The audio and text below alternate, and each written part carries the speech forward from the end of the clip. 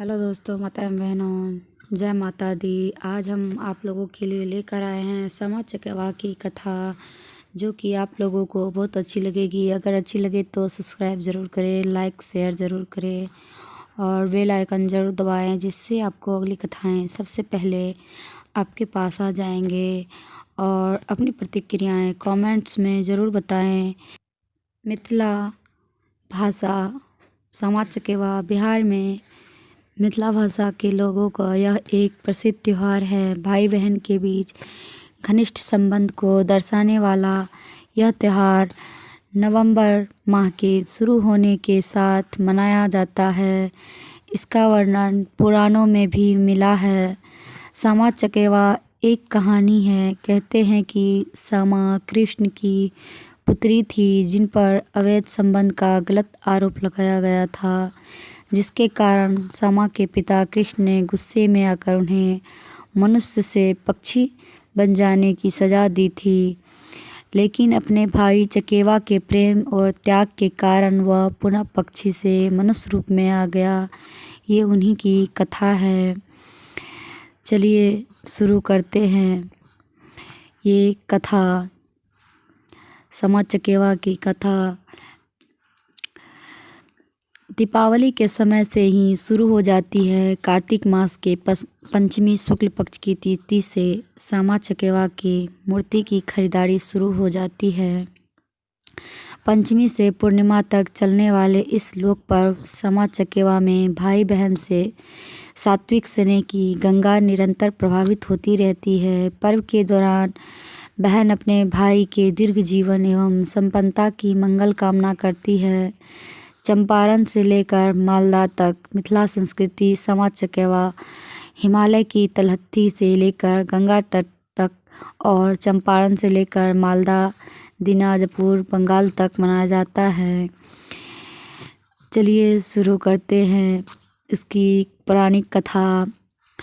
एक लोककथा के अनुसार इस पर्व की कुछ कथाएं हैं। भगवान श्री कृष्ण की पुत्री श्यामा और पुत्र सांब के बीच अपार स्नेह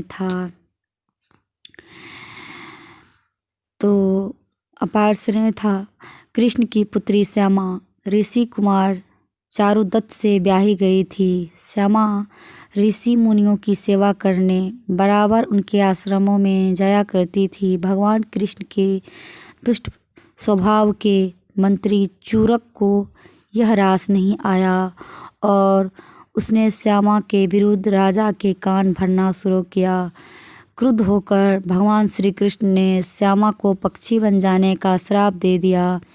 श्यामा का पति चारुदत्त भी भगवान महादेव की पूजा अर्चना कर उन्हें प्रसन्न कर स्वयं भी पक्षी का रूप प्राप्त कर लिया। श्यामा के भाई एवं भगवान श्री कृष्ण के पुत्र सांब ने अपने बहन बहनोइयों की इस दशा से मर्माहत होकर अपने पिता की ही आराधना शुरू कर दी।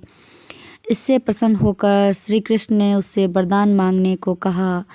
तब पुत्र से अपने बहन बहनोइयों को मानव रूप में वापस लाने का वरदान मांगे जाने पर उन्हें पूरी सच्चाई का पता लगा और उन्हें श्राप मुक्ति के उपाय बताते हुए कहा कि श्यामा रूपी समा एवं चारुदत्त रूपी चकेवा की मूर्ति बनाकर उनके गीत गाए और चूरक की कारगुजारियों को उजागर करे तो वे दोनों पुनः अपने पुराने स्वरूप को प्राप्त कर सकेंगे।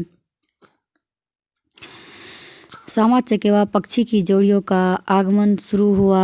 जनश्रुति के अनुसार शरद महीने में समा चकेवा पक्षी की जोड़ी मिथिला प्रवास करने पहुंच गई।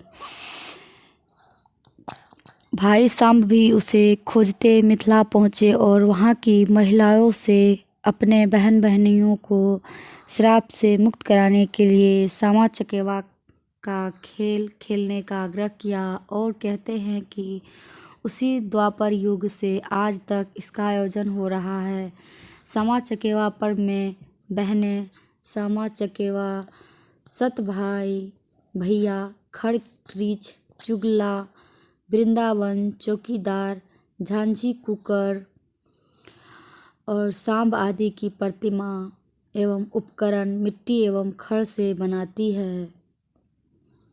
उसे डाला बांस की बनी टोकरी में लेकर शाम होते ही शहर एवं गांव के चौक चौराहे एवं जूते हुए खेतों में जुटाती है और सामा चकेवा से संबंधित पारंपरिक गीतों का गायन करती है। इसके बाद खड़ से बने नकली वृंदावन में आग लगाती है और बुझाती है। इस दौरान महिलाएं वृंदावन में लगी लागल क्यों न बुझावे से हमरो से बड़का भैया दौड़ल चली आवे है, हाथ सुवर्ण लोटा वृंदावन मुझावे है। इसके बाद महिलाएं चूल्हा को गालियाँ देती है, उसके दाढ़ी में आग लगाते हुए गाती है कि चुगला करे चुगलपन बिलाई करे म्यूँ, धक के ला चुगला के फांसी देव।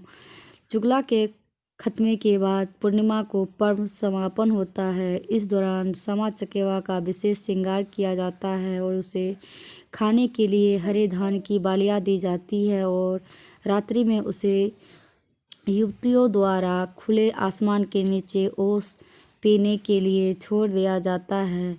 पूर्णिमा के दिन इस पर्व का समापन होता है।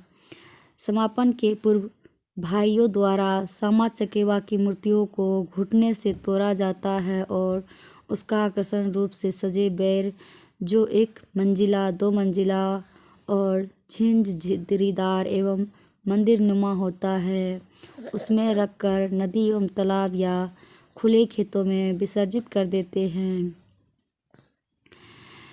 खेतों में भसाने की परंपरा है, जबकि अन्य जगह उसे नदी एवं तालाब में प्रवाहित किया जाता है। महिलाएं अपने भाइयों को उसके धोती एवं गमछे से बने फाफड़ में मुढ़ी और बतासा खाने के लिए देती है। विसर्जन के दौरान महिलाएं सामा चकेवा से फिर अगले वर्ष आने की आग्रह करते हैं। गीत के माध्यम से ये थी हमारी आज की सामा चकेवा की कथा। ध्यान से सुनने के लिए धन्यवाद। जय माता दी।